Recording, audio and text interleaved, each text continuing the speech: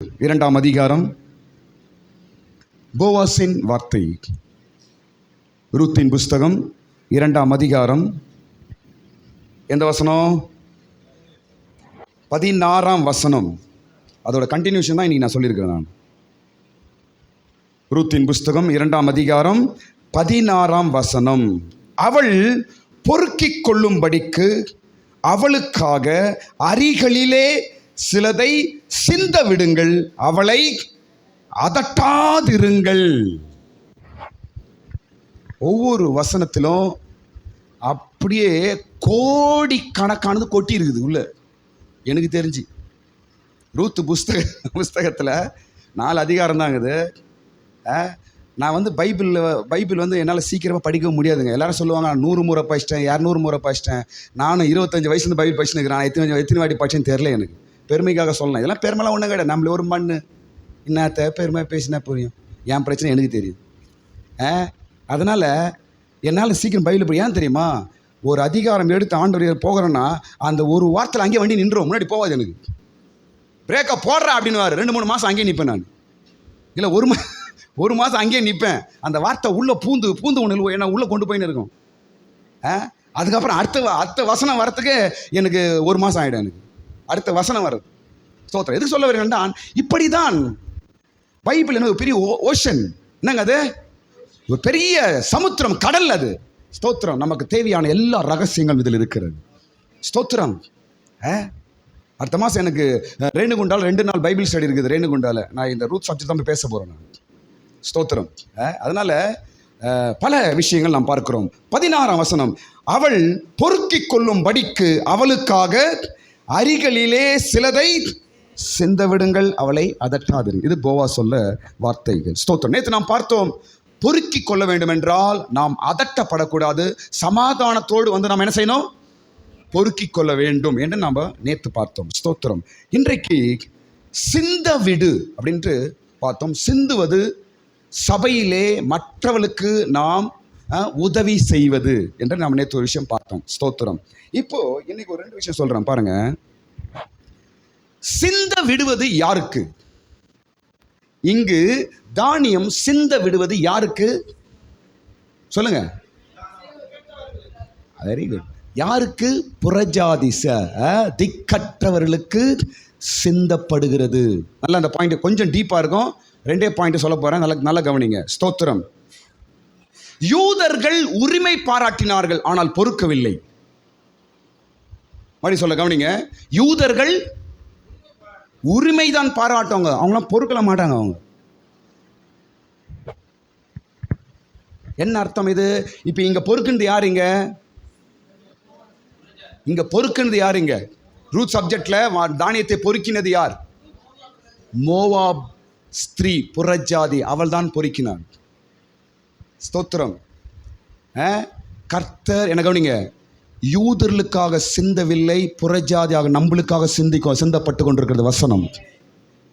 ஏன் யூதர்கள் பொறுக்க மாட்டாங்க? ஏன் தெரியுமா? கவனிங்க. ஏன் தெரியுமா? ஆபிரகாம் எங்க அப்பா, ஈசாக்கு எங்க அப்பா, யாக்கோபு எங்க அப்பா, எங்க தாத்தா, இயேசு எங்க மதத்தை சேர்ந்தவர். நீங்களாம் யாரு? இப்படிதான் பேசுவான். யாரு? யூதன். அவன் குனிஞ்சு பொறுக்க மாட்டான். அவன் என்ன செய்ய மாட்டான்? அவன் பொறுக்க மாட்டான். அவன் உரிமை பாராட்டுவான்.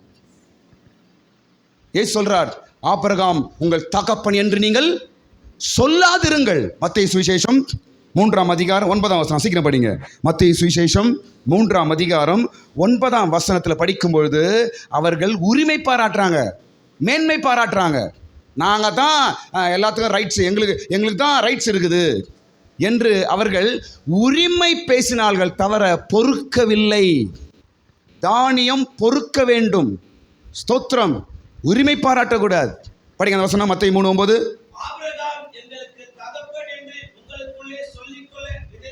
பாத்தீங்களா என்ன சொல்றாரு ஆண்டவராங்க? ஆபிரகாம் எங்க அப்பா என்ன அப்படின்னு சொல்லிக்கணும் உட்காந்துக்காதீங்க. அதை சொல்லிட்டு என்ன பண்றாங்க? என்ன பாருங்க. ஆபிரகாம் என் தகப்பன், ஆபிரகாம் எங்க அப்பா, ஈசாக்கு எங்க அப்பான்னு சொல்லிட்டு வசனத்தை புறக்கணிக்கிறார்கள். தானியத்தை பொறுக்காமல் போகிறார்கள். நான் சொல்கிறேன் கவனிங்க. எனக்கு பைபிள் தெரியும், எனக்கு பைபிள் எல்லாம் தெரியும், நான் இவ்வளோ நாள் விசுவாசி அப்படின்னு சொல்லவே கூடாது. நம்ம எப்பயுமே நம்ம பொறுக்கிறவள தான் இருக்கணும். நம்ம எப்பவுமே நம்ம பொறுக்கிறவள தான் இருக்க வேண்டும்.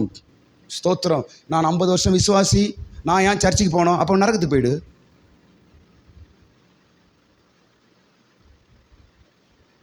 நான் 60 வருஷம் விசுவாசி, நான் பிறந்ததுலேருந்து கிறிஸ்தன் தான், எனக்கு பைபிள் எல்லாம் தெரியும், எல்லா பிரசங்கம் நான் கேட்டுக்கிறேன், நான் என்னத்துக்கு போய் சர்ச்சில் போய் பிரசங்கம் கேட்கணும்? நீ விசுவாசியே கிடையாது. ஃபஸ்ட் நீ இப்படிலாம் ஜனங்க இருக்கிறாங்க தெரியுமா? இவங்களாம் யார் தெரியுமா? யூதர்கள், பொறுக்காதவர்கள்.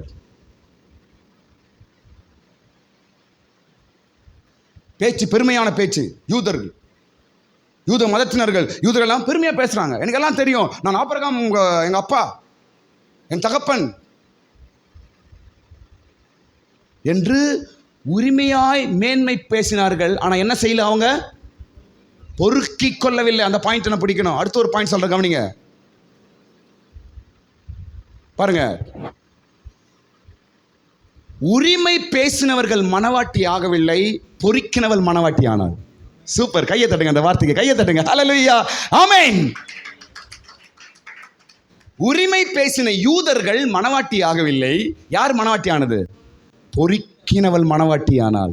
நம்ம தான் மனவாட்டியாய் மாற போறோம். இன்றைக்கு யூதர்கள் பேசினுக்கிறாங்க, நாங்க தான் பைபிள், எங்களுக்கு தான் பைபிள், ஆபிரகாம் எங்க தகப்பன், ஈசாக்கு எங்க தகப்பன், எங்க தகப்பன் கட்டின கிணறு தான் இது. ஒரு அம்மா சொல்லுது பைபிள், எங்க தகப்பன் கட்டின, யாக்கோபு கட்டின கிணறு தான் இது. ஒரு பெருமையா பேசுது அந்த அம்மா.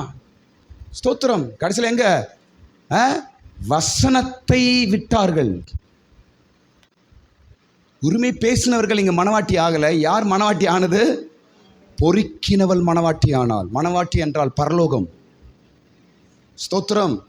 அதனால நம்முடைய மேன்மை பற்றி ஒன்றும் பேசக்கூடாது. தயவுசெய்து நான் சொல்கிறேன், எதை பற்றி மேன்மை பேசாதீங்க. வரோமா, வசனம் பொறுக்கிறோமா, கண்ணும் கருத்தாக இருக்கும், அதுதான் உங்களை பரலோகம் கொண்டு போகும்.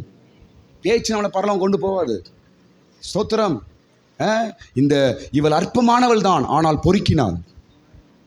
மோவாப் ஸ்திரீ தான், ஆனால் பொறுக்கினாள். ஸ்தோத்திரம். ஒரு மேன்மையும் அவள் பேசவில்லை. பொறுக்கிறதெல்லாம் கருத்தாக இருந்தாள். தானியம் பொறுக்குவதில் கருத்தாய் இருந்தால், உஷாரா இருந்தால், பொறுப்பா இருந்தால் மனவாட்டியாய் மாறினாள். அவ்வளவுதான். ஸ்தோத்திரம். பரதேசிகளுக்கு சிந்தப்படுகிறது. ஸ்தோத்திரம். இன்னும் ஒரு விஷயம் சொல்ல முடிச்சிடுறேன். யாருக்கு சிந்தப்படுகிறது இங்க தானியம்? சொல்லுங்க, யாருக்கு? பரதேசிகளுக்கு. சொல்லுங்க, பரதேசிகளுக்கு தான் நாங்கள் சிந்தப்படுகிறது. புறஜாதிகளாகிய நாம் தான் பரதேசிகள். நம்ம யாருங்க?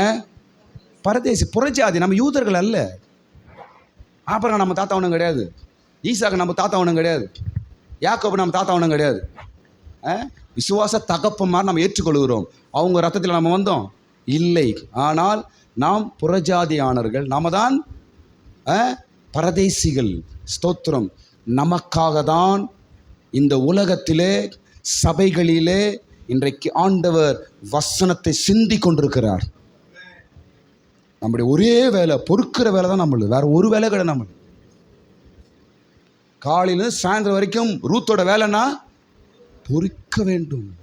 மனவாட்டியாய் மாறிட்டா. நீங்க வசனத்தின் மேல் கருத்தா இருங்கள், கர்த்தர் உங்களை தேவ ராஜ்யத்தில் கொண்டு போய் நிறுத்துவார். ஸ்தோத்திரம். ஆனால் வசனத்தை மிஸ் பண்ணுறாங்க, பைபிளை மிஸ் பண்ணுறாதீங்க. பேச்செல்லாம் ஒன்றும் வேலைக்கு ஆகாது. எதை பற்றி நம்ம பேசக்கூடாது, யாரை பற்றியும் பேசக்கூடாது, நம்ம பற்றியும் பேசக்கூடாது. ஸ்தோத்திரம். எதில் கருத்தாக இருக்க வேண்டும்? பொறுக்குவதில் கருத்தாக இருக்க வேண்டும். அல்லேலூயா.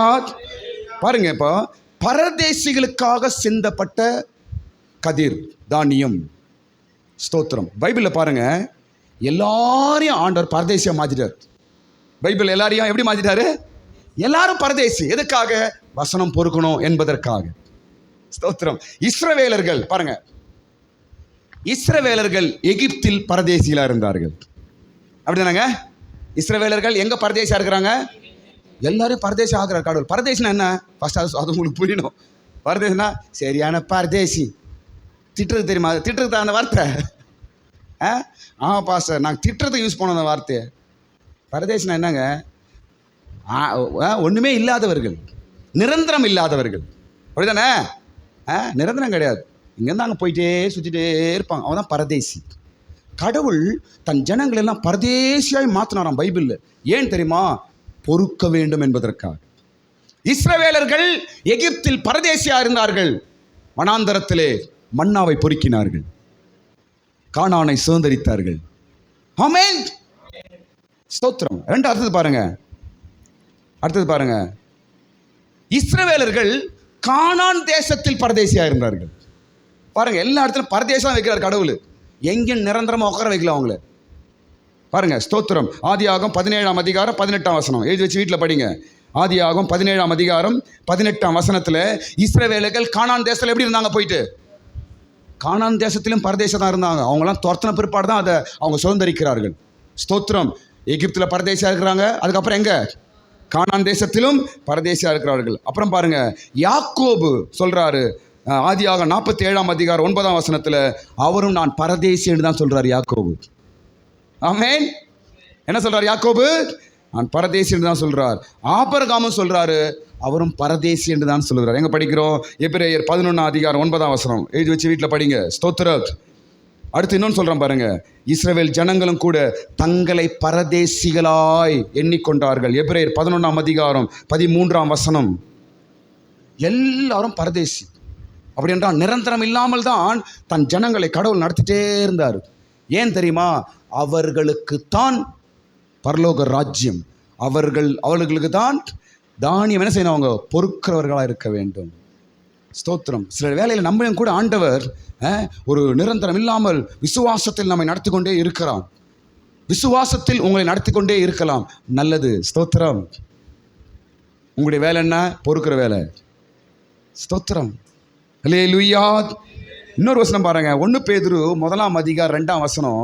1 பேதுரு 1ஆம் அதிகாரம் 2ஆம் வசனத்தில் தேவன் தாம் தெரிந்து கொண்ட பரதேசிகளுக்கு, இந்த வசனம் படிங்களேன். 1 பேதுரு 1:2 முடிச்சிடுவோம்.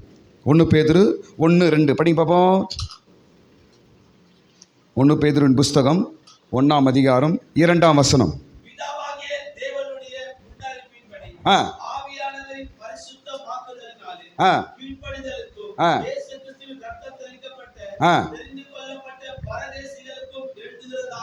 யாருக்கு எழுதுறாரா அவரு? பேதுரு. பரதேசிகளுக்கு பைபிள் எழுதுறாரு. யாருக்கு பைபிள் எழுதுறாரு அவரு?